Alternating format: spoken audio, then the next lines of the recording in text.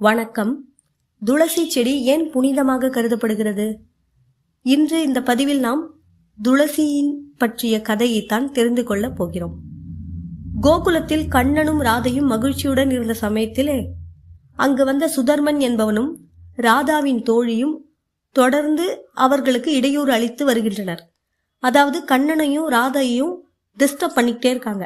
இதனால கோபம் கொண்ட கண்ணன் அவர்கள் 2 பேரையும் மறு ஜென்மத்துல நீங்க பூலோகத்துல பிறப்பீங்க என்று சபிக்கிறார். திருமாலின் பாதம் தொட்டு வணங்கி அவங்க 2 பேரும் மன்னிப்பு கேட்கின்றனர். உடனே கண்ணன், பெண்ணே, நீ பூலோகத்தில் தர்மத்வஜன் மகளாக பிறப்பாய், சங்கசூடன் என்பவனை மணப்பாய் என்று ராதையின் தோழியிடம் கூறுகிறார். சுதர்மா, நீ சங்கசூடன் என்ற அசுர பிறவி எடுத்து ஈசனுடன் போர் புரிந்து இறந்து என்னிடம் வந்து சேர்வாய் என்று கண்ணன் கூறுகிறார். இதே போல பல ஆண்டுகள் கழித்து பூமியில் கண்ணன் சொன்னது போல் தர்மத்வஜன் மகளாக பிறக்கிறாள் ராதையின் தோழி.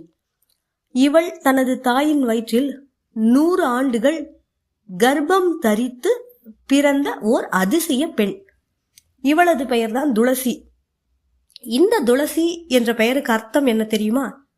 தன்னிகர் இல்லாதவள் என்ற பொருள். இந்த பெயருக்கேற்ப அவள் அழகும் குணமும் கொண்டவளாக வளர்கிறாள். துளசி மணப்பருவத்தை அடைந்ததும் சங்கசூடனை மணக்கிறாள். சங்கசூடன் துளசியின் கடாட்சத்தால் தேவர்களை போரில தொடர்ந்து வெற்றி கொண்டே இருக்கிறான். தொடர்ந்து தோல்வியடைந்த தேவர்கள் அவமானப்பட்டு பரமசிவனிடம் முறையிடுறாங்க.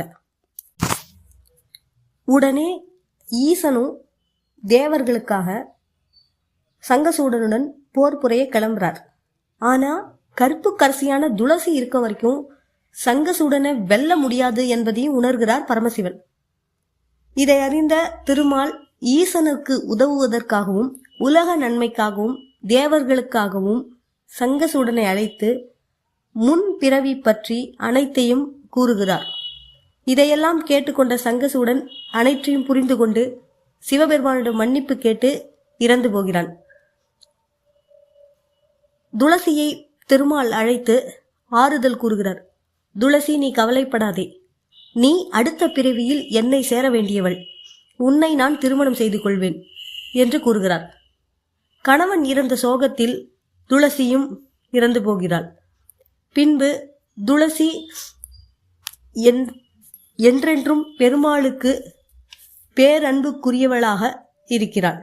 அன்றிலிருந்து இன்று வரை பெருமாளுக்கு துளசி இன்றி நாம் பூஜை செய்வதில்லை. இதுதான் துளசியின் பெருமைக்கான கதை. நன்றி.